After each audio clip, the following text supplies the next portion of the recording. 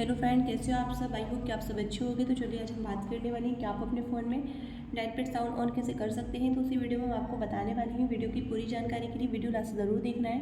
अगर आपने अभी तक हमारे चैनल को सब्सक्राइब नहीं किया है तो आपसे रिक्वेस्ट है कि आप हमारे चैनल को सब्सक्राइब कर लें। बहुत सिंपल स्टेप है जो आपको देखनी है, फॉलो करनी है।